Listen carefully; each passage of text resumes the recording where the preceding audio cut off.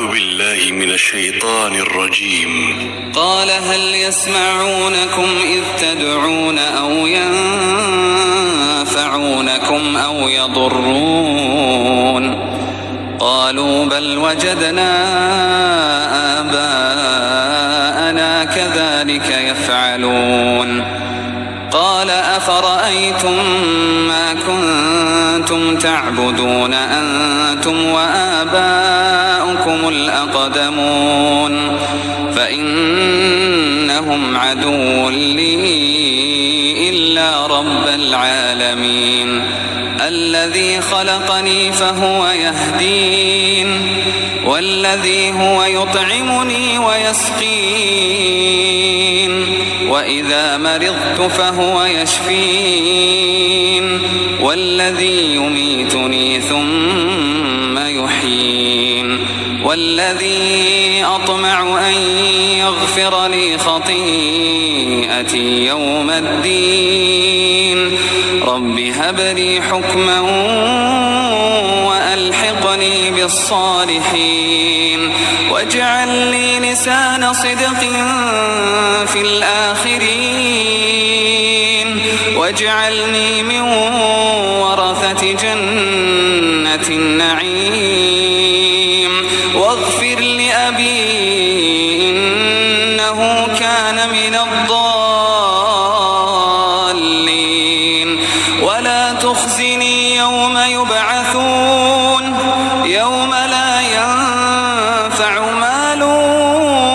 ولا بنون يوم لا ينفع مال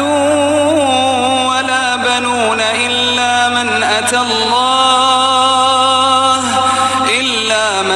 الله بقلب سليم وأزلفت الجنة للمتقين وبرزت الجحيم للغاوين وقيل لهم أين ما كنتم تعبدون من دون الله هل ينصرونكم أو ينتصرون فكبكبوا فيها هم والغاوون وجنود إبليس أجمعون قالوا وهم فيها يختصمون تالله إن كنا لفي ضلال مبين إذ نسويكم برب العالمين وما أضلنا إلا المجرمون فما لنا من شافعين ولا صديق حميم فلو أن لنا كرة فنكون من المؤمنين إن في ذلك لآية وما كان أكثرهم مؤمنين وإن ربك لهو العزيز الرحيم كذبت قوم نوح المرسلين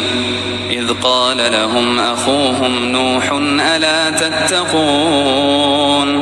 إني لكم رسول أمين فاتقوا الله وأطيعون وما أسألكم عليه من أجر إن أجري إلا على رب العالمين فاتقوا الله وأطيعون قالوا أنؤمن لك واتبعك الأرذلون قال وما علمي بما كانوا يعملون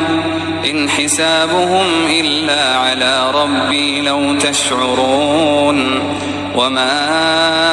أنا بطارد المؤمنين إن أنا إلا نذير مبين قالوا لئن لم تنته يا نوح لتكونن من المرجومين قال رب إن قومي كذبون فافتح بيني وبينهم فتحا ونجني ومن معي من المؤمنين فأنجيناه ومن معه في الفلك المشحون ثم أغرقنا بعد الباقين إن في ذلك لآية وما كان أكثرهم مؤمنين وإن ربك لهو العزيز الرحيم.